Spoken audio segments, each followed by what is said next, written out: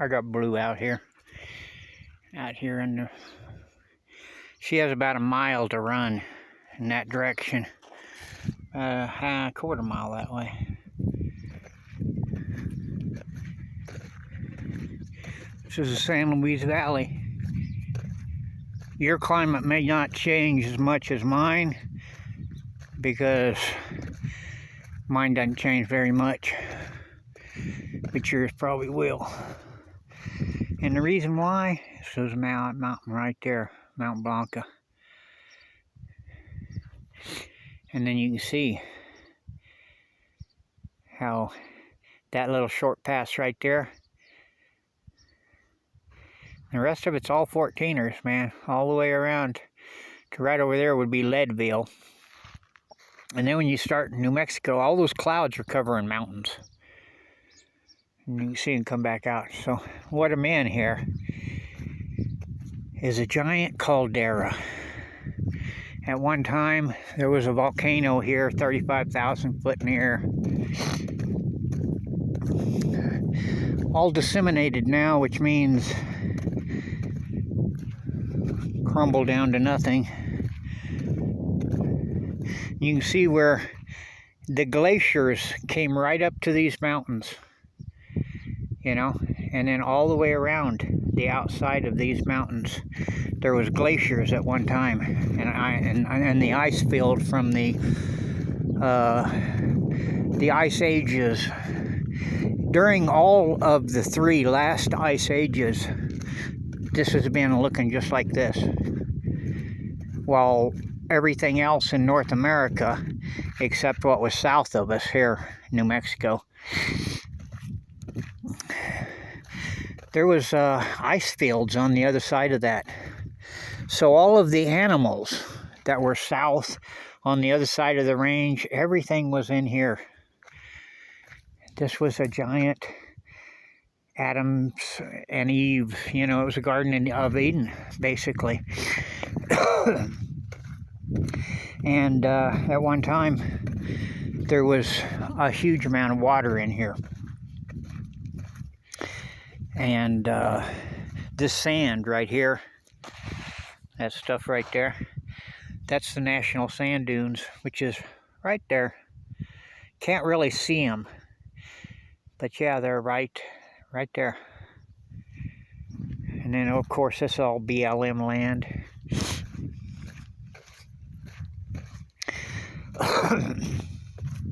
So this is the backside of the Front Range.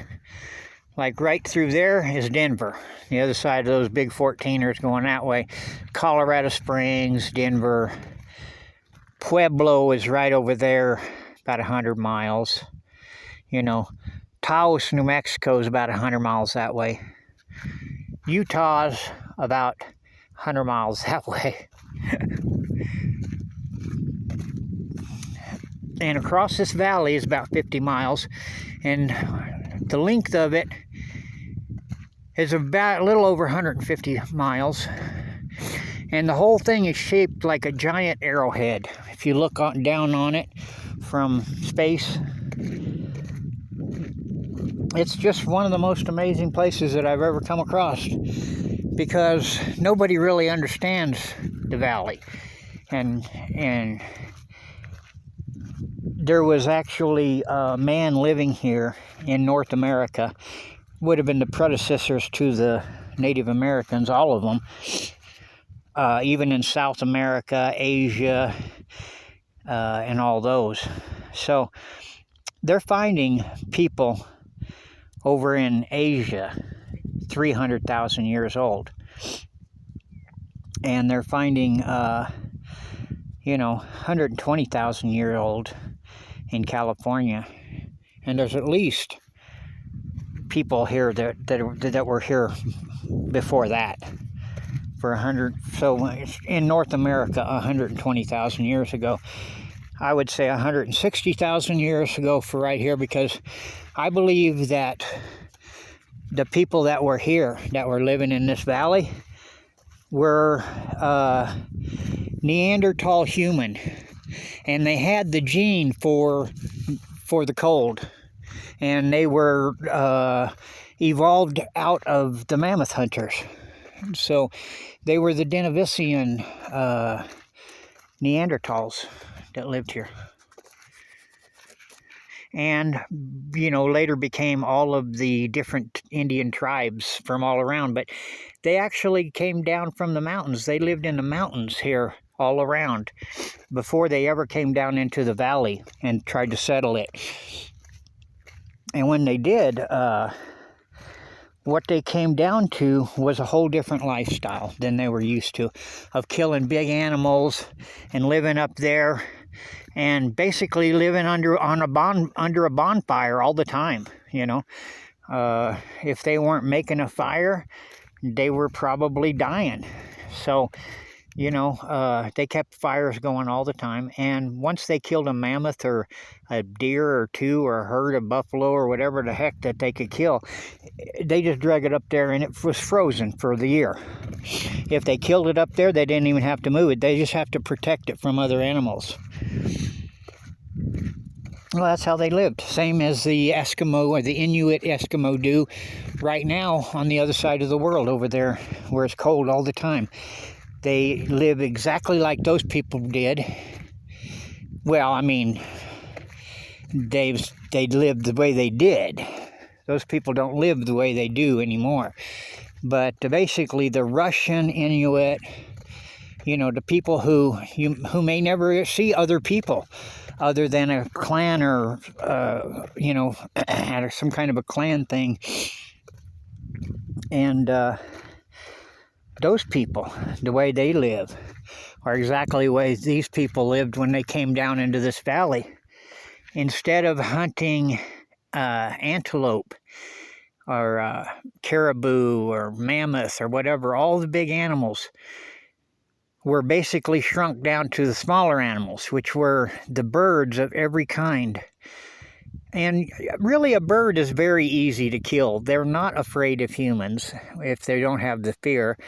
And I have actually snatched geese right out of the river as they went past me because they weren't thinking I would do it. You know, I mean, so that's an example of how these people were. And what they did is they figured out how to make the bow and arrow way before anywhere else on the planet. Right here, they had the bow and arrow. But the thing is, they had bipolar napping, which was it's the first form of napping, of breaking stones to make arrowheads or lance points or whatever. And they were here doing that, man. They were making bow and arrow out of bipolar.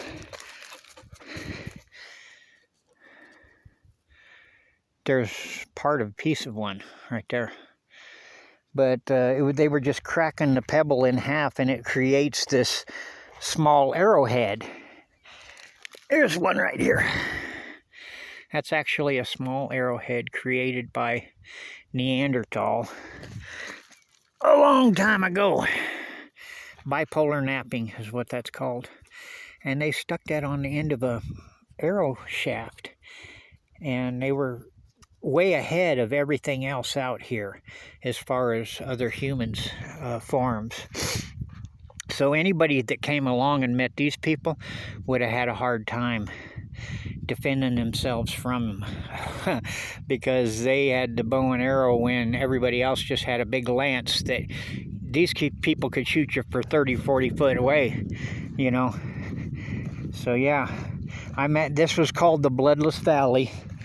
And there's really never been wars here because the people that were here that occupied and created stuff like that right there so long ago, they had to leave the valley the same way that they're figuring out now that Europeans had to leave the European Neanderthal and humans. They left Europe because of the ice ages.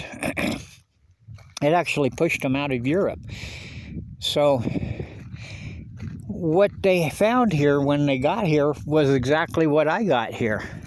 You know, if it gets down to, you know, 40, 50 during the day, you know, in the wintertime. It'll warm up, though, through the day, and then at night it'll get cold. And so, I don't know how they lived. I think it was probably big kivas. And you can see this guy has kind of a kiva built over there behind the dune or whatever. A lot of these dunes out here may actually hide these ancient kivas that were here before the sand was here. Before the sand was created from the wash of the giant lake, like going like this and being a tidal effect on the whole valley around here, right? It generated billions of tons of sand that wasn't here before the lake was here. And the lake was here about 10,000 years ago. We'll just say 10,000 years ago. The lake was here. And then it was here for 2,000 or 3,000 years, sitting here making sand. And then the ice dam broke out down in New Mexico, and all the water went that way. It wasn't like a giant flood per se. It was more like a leaky dam, and it just leaked all the water out, and there was no more water coming in, and so it became this. Again, it was this before. It was this before, like 160,000 years ago, when people lived here. And then they lived here for 100,000 years, maybe, from what I can tell. The amount of debitage that it would have created here, they would have to live here for hundreds of thousands of years, in exactly the same way. They were all making these small, very small, because this is the easiest thing. In 1 minute, I can knock that thing out. And I can create an arrow in about another minute and a half, just if everything's ready to go there. All you need is a little pitch glue and your shaft and your arrow, your feathers, right? And you can throw together. These people could make arrows out here with what they could pick up off the ground and make a bipolar arrowhead. And then there was cane everywhere, probably switch cane, which is probably extinct out here now.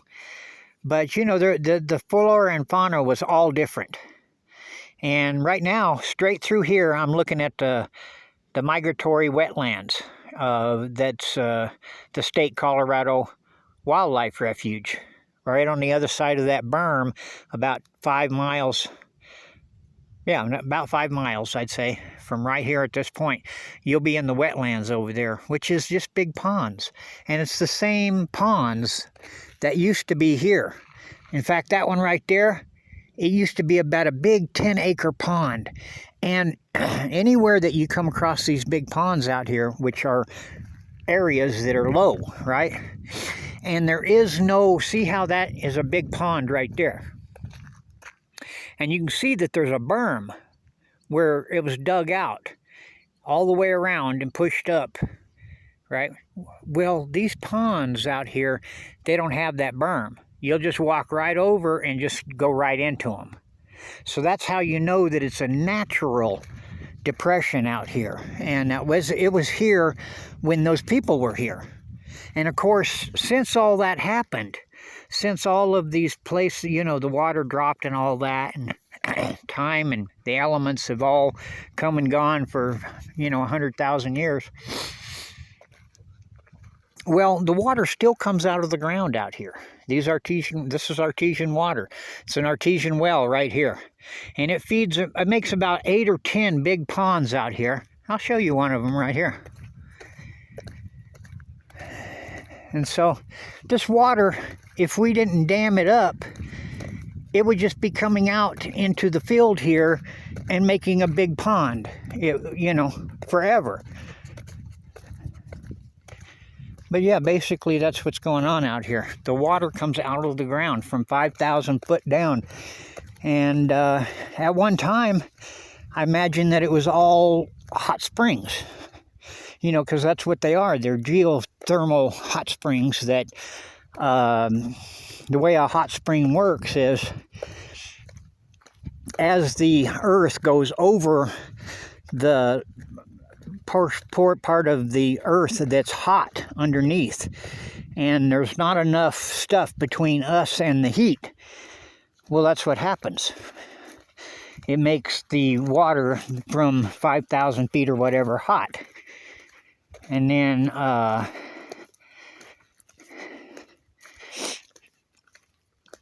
once the thermal plate moves, and it changes the, you know, the amount of heat. But there it is. And you can see there's water just coming out of that pipe. It's 10 gallons a minute. It's cut down to that. It used to be 400 gallons a minute.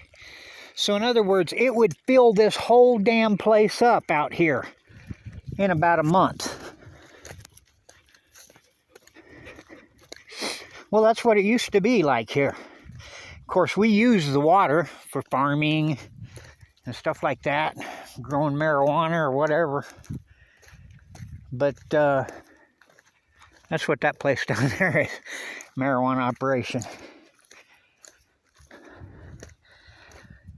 So that's where I'm at. That's the San Luis Valley.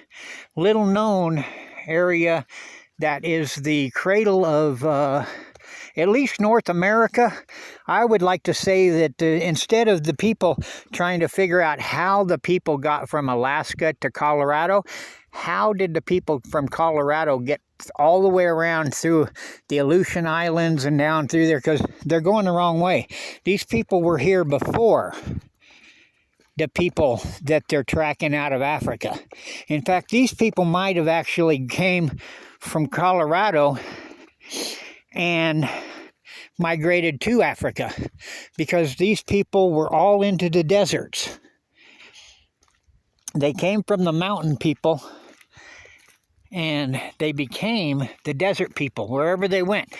They're finding their footprints and their bones in every desert in America. And so that's where you want to look. If you're looking for these people, is a desert. This is the high desert, 7,500 foot desert. It's very unique. And it's been here for a very long time. Much longer than people understand. You know, those over there, those little short mountains in the distance, I don't know if you can see them right over there, those are sand dunes too. This whole place is a layer of sand on top of different cultures that lived here over time. At least 4 or 5 different cultures. And a lot of the cultures were identical. They were the pebble breakers for hundreds of thousands of years.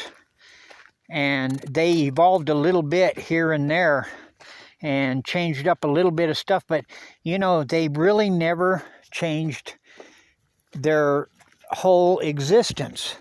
The same tools are made 50,000 years ago as they were 100,000 years ago out here. So that's how long these people actually existed out here using the same technology, which was the easiest technology for the area. Because you have to have a lot of skill to make a bird point this big. You have to have a ton of skill. I'm not kidding you. You sit down with any napper and some real tools, which is bone antler and bone and stone, and that's it. Maybe some stick or whatever. And that's all. You can't use any form of metal to nap what I'm talking about. And you got to get it down to this size or smaller. And then you got to attach that to an arrowhead. I mean, an arrow shaft. And then you understand what these people, there's that same piece that I picked up earlier, because I know every pebble out here in this road. I guarantee you that's the same one. A lot of these I have picked up more than once and let them go because that's not what I'm looking for. Here's a piece right here. And there's another piece right there below it. Those people went to the trouble to create this. It's not an arrowhead. More than likely that was a drill. And it was for drilling out a piece of leather. But those same people made that 100,000 years ago. And when they did, it was sharp. And it was small enough to... It's that big. Yeah, it's that big. And now it's not sharp anymore because it's been under a lake. It's been under the sand. And that's what it takes to make something this old. Now this one right here is not... This is the same age as this one, right? But somebody came along later and they actually rebroke this piece to create this other tool, this arrowhead or whatever it is. So these were made by somebody 50,000 years ago, but both of them were made by somebody 100,000 years ago. That's what we're looking at out here. Two pebble napping crackers cultures that at least are living on top of each other, and one, the later culture, is using the debitage from the earlier culture because they made so much of it. There's so much of it out here that it's just easier than trying to go and make... It would be absolutely stupid to try to... Even though I do find some of those ones that they really tried... but they're, of course, they're from cultures that came way later. You know, the Apache and, you know, all those cultures like that were actually pretty good nappers. But these people were not those people. These people were Neanderthals. But they were human.